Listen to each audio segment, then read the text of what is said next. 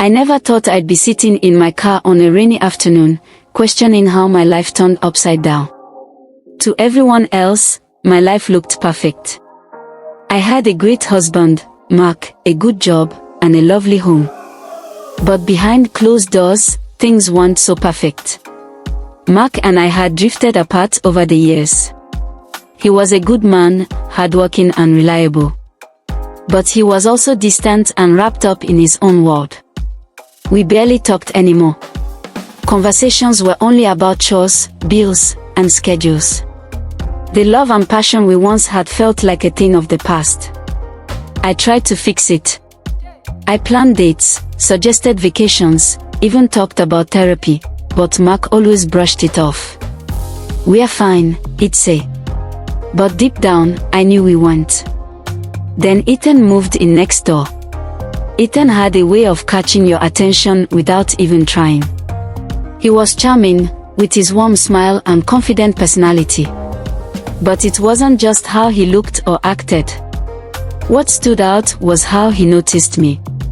At first, it was simple things. He'd wave as I walked outside or say something kind about my garden.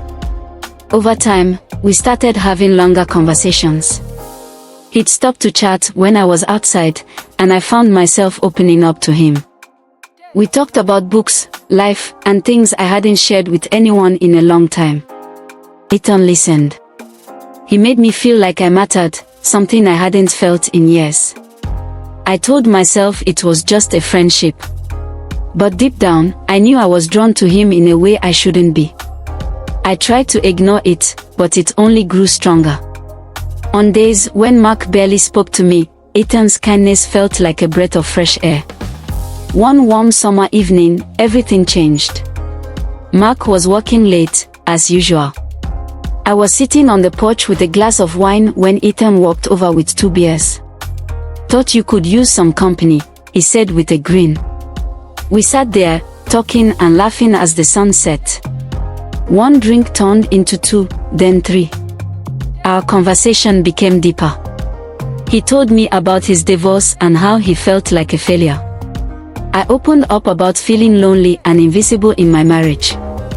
Then he reached out and brushed a strand of hair from my face. I didn't move. When he leaned in and kissed me, I didn't stop him. In that moment, it felt like someone had lit a fire inside me, a fire I hadn't felt in years. What started with one kiss turned into something much bigger. Ethan and I began seeing each other in secret. Sometimes at his house, sometimes in quiet corners of the neighborhood. He made me feel wanted, something I hadn't felt with Mark for so long. But the guilt started to creep in. I knew what I was doing was wrong. I knew I was betraying Mark. But the thought of giving up Ethan felt impossible. He had become my escape, my way of feeling alive again in a life that had grown so empty. Mark found out sooner than I expected. He saw a text on my phone from Ethan. There was no way to deny it. He confronted me, his voice shaking. "Why?" he asked. "Why would you do this to me?" I didn't know how to answer. How could I explain the loneliness and longing I had been feeling for years? How could I justify something I knew was so wrong? All I could say was that I was sorry, but even that felt hollow. Now, Mark and I are trying to figure out what's next. He's staying with a friend while we decide if our marriage is worth saving. I ended things with Ethan, but I still think about him. I don't know if Mark will ever forgive me, or if I even deserve his forgiveness.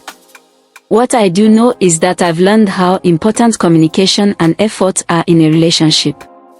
Love isn't just about feeling good, it's about being there for each other, even when it's hard. I made a mistake that I regret for the rest of my life. But I hope I can use it as a lesson to grow and heal, whether that's with Mark or on my own.